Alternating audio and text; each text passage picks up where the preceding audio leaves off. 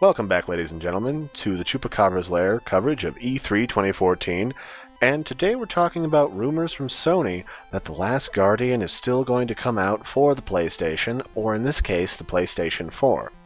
Now, The Last Guardian is a game that we first got a glimpse of in 2009 at a previous E3 event, which is supposed to be a successor to the popular Shadow of the Colossus game, where you murder gigantic stone giants that contain the fragmented souls of an ancient evil, in order to eventually, hopefully, resurrect your dead girlfriend. And so, the direct sort of successor to that game is supposed to be a story about a young boy and a young baby griffin creature that are attempting to escape a massive castle complex through ancient ruins together to somehow reach freedom.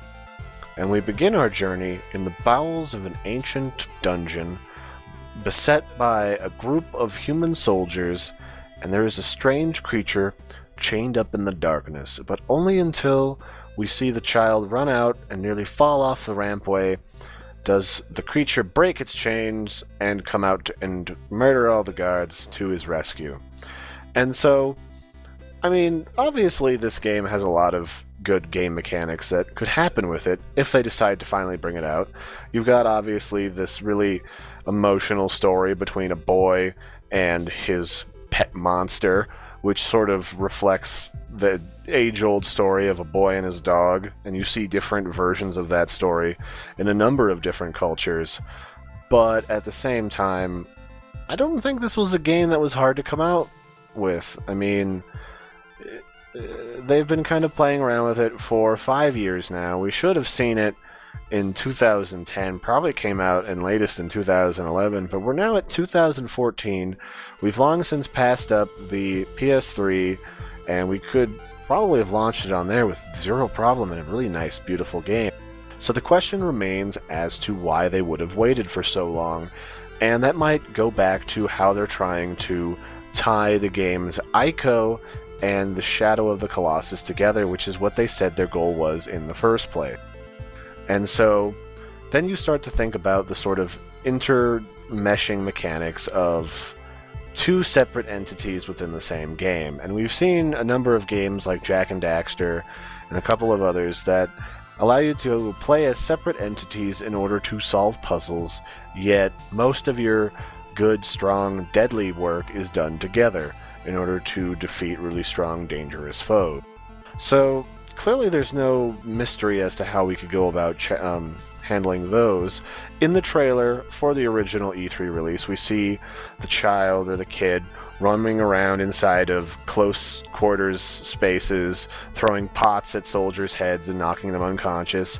And then we see a lot of Trico, the giant baby griffin, jumping around through outdoor obstacles or long vaulted ceilinged hallways deep underground, breaking things and activating levers, and the two slowly working their way through a puzzle of a dungeon while avoiding death and defying the guards that are trying to capture them at every turn.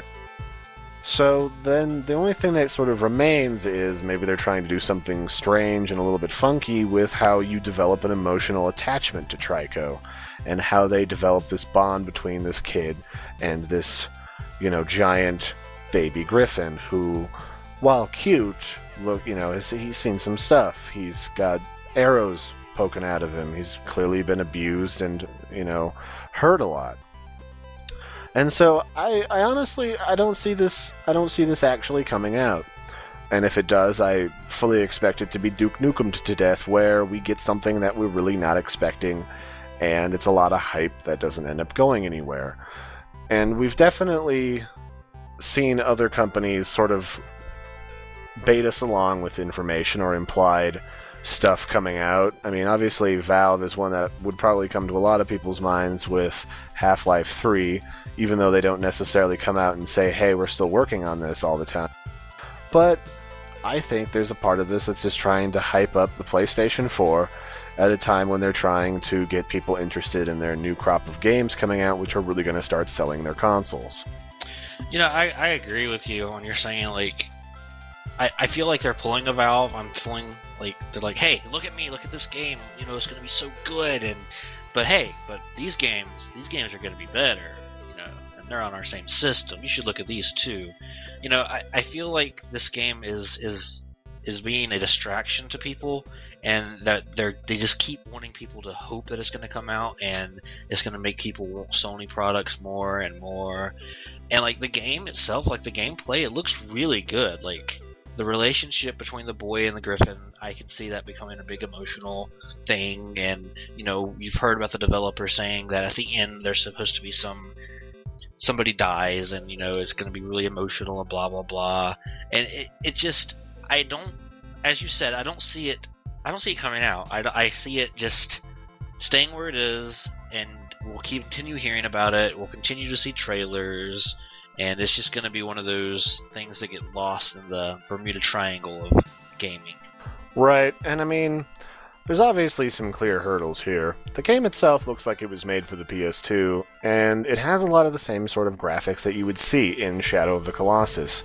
So the first thing you'd probably have to do to create this game is to update the game's engine for both graphics and physics and just general playability.